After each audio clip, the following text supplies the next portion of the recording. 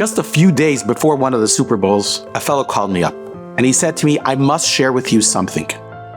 This fellow is a very successful businessman, and a colleague of his had invited him for the opportunity of a lifetime. It was a private jet from the greater New Jersey area all the way to the Super Bowl with a private chef on the jet. Amazing people to network with, a off-the-charts tailgating party, a skybox. The upside for this fellow to participate in this experience was huge. It was exposure to a whole new world of businessmen and the potential to really propel his career to a totally different place. And initially, he was so excited. He couldn't believe that he was invited. And to rub shoulders with these people, who knows the opportunities and the doors that it could open.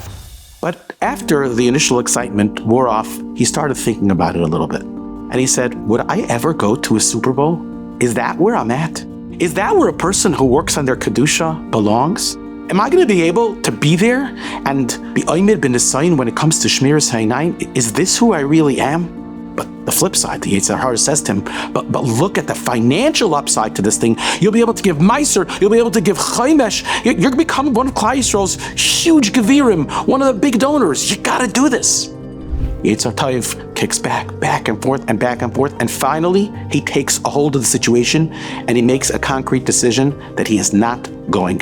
He calls the fellow that invited him, he says thanks, but no thanks. And really, if the story ended there, it would be a powerful story about somebody that was Oymid bin Nisayin. But what followed is so incredible. That night, he's sitting at the dinner table with his children, and he says, Kindlech, I need to share something with you.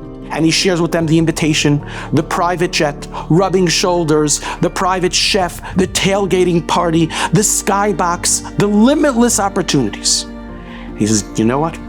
I told him no. And I'm going to tell you why I told him no. Because that's not who we are. A family that's growing, a family that's steiging, a family that's working on Kedusha, on Shmiras Ha'inayim, on so many different things. That's not us. And no money in the world could make me do something that is beneath the level of Kedusha of our family. Kindlech, I told him no, and I'm proud of it, and we need to understand who we are. And I remember that when the fellow hung up, this incredibly powerful thought went through my mind. Even if the fellow would have made an incredible amount of money by the networking opportunities, by a whole new world of possibilities that opened in front of him, even if he had made that money, it wouldn't compare to the value of what he got in that single conversation at the dinner table with his children. Because showing our children that we're growing, showing our children that we're steiging, showing our children that we're in control in areas of Kedusha is priceless. And when we do that, we're creating eternity for generations to come.